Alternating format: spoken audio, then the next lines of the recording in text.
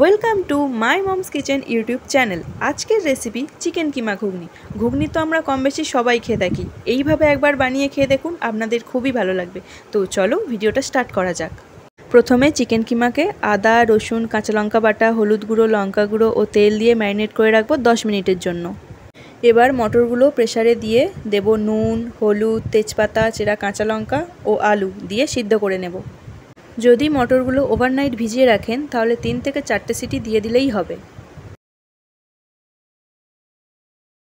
এবার কড়াইতে তেল গরম করে নেব, দিয়ে দেব পেঁয়াজ কুচি, দিয়ে ভালোভাবে মিশিয়ে নেব।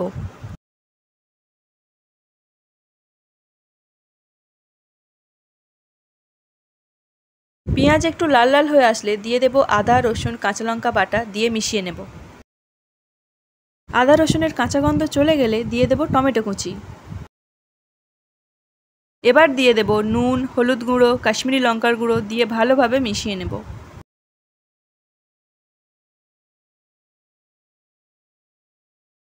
মশলা থেকে তেল ছেড়ে দিলে এবার দিয়ে দেব ম্যারিনেট করে রাখা চিকেন কিমা।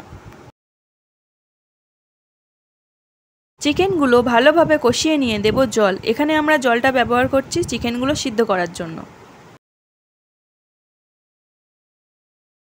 গোটা ধনে, জিরে, গোটা গরম মশলা, শুকনো লঙ্কা সবগুলো ভেজে গুঁড়ো করে নিয়েছিলাম, সেই মশলাটা দিয়ে দেব।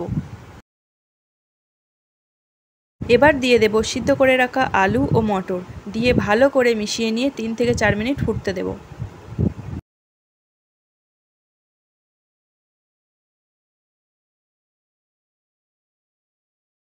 এবার ধনেপাতা দিয়ে মিশিয়ে পরিবেশন করুন আজকের রেসিপি চিকেন কিমা ঘুগনি। এই রেসিপিটা আপনাদের কেমন লাগলো অবশ্যই কমেন্ট করে জানাবেন।